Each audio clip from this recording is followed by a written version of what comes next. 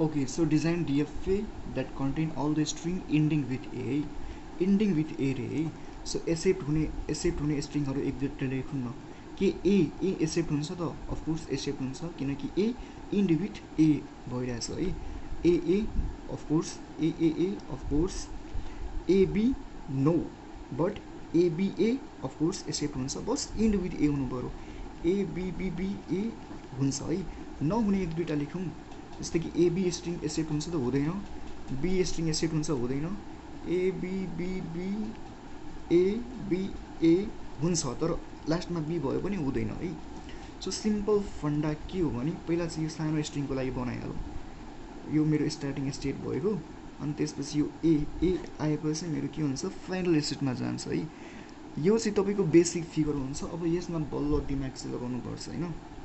So मेरो के भयो एकचोटि ए आउने बित्तिकै के हुन्छ त मेरो फाइनल स्टेटमा जान्छ.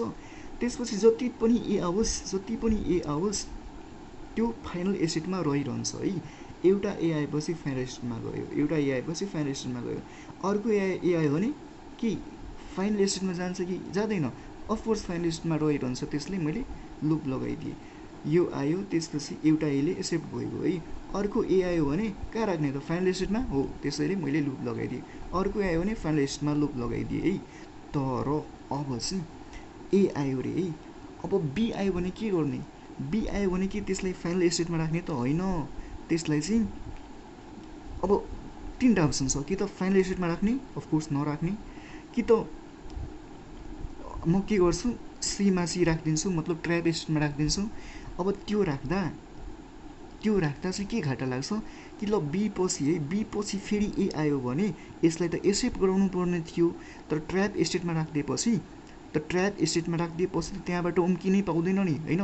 त्यसले ट्र्याप स्टेट यहाँ नबनाउने, बरु बी आएपछि यहाँ राख्दिने. किनकि बी आएपछि यहाँ जान्छ र फेरि इनकेस ए आयो भने फेरि यो चाहिँ यहाँ गएर बसिहाल्छ है. सिम्पल.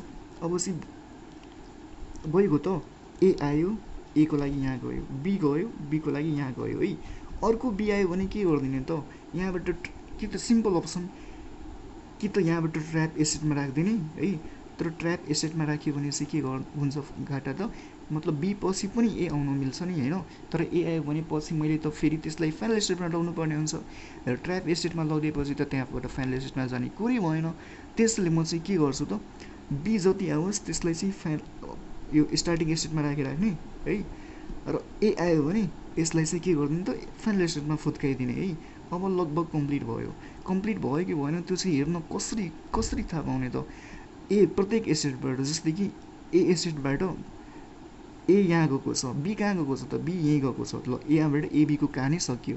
बी स्टेटमा चाहिँ ए यहाँ गएको छ आफैमा र बी आएको छ है. सो सबैको एबी भयो भने त्यो चाहिँ हामी कम्प्लिट भएको मान्छौँ. Okay. So very simple concept थियो है. के कन्सेप्ट थियो त मैले सुरुमा ए को लागि बनाइदिएको, स्टार्टिङ स्टेट बनाएर मैले सुरुमा चाहिँ ए को लागि बनाइदिएको है, फाइनल स्टेटमा पुगाइदिएको. त्यसपछि जति पनि ए आओस् मतलब होइन, त्यसलाई चाहिँ फाइनल स्टेटमा राखिदिएको. तर बी आउने बित्तिकै ट्र्याप स्टेटमा नलागेर म यो स्टेटमा राखिदिएको है. किनकि बी पछि पनि ए आउन मिल्छ, त्यसैले म ट्र्याप स्टेटमा नलगेर यो स्टेटमा राखिदिएको. तर त्यसपछि जति बिचमा बी आओस् त्यसलाई चाहिँ के गर्ने, फाइनल स्टेटमा पुगाउने त नपुगाउने, त्यसलाई चाहिँ स्टार्टिङ स्टेटमा राख्ने.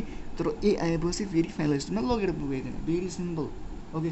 So thank you so much. Share with your friends, especially group च्याटमा सेयर गर्ने यार. त्यो क्लासको ग्रुप च्याटमा सेयर गरेपछि त मेरो सब्सक्राइबर एकदम बढ्छ नि हैन.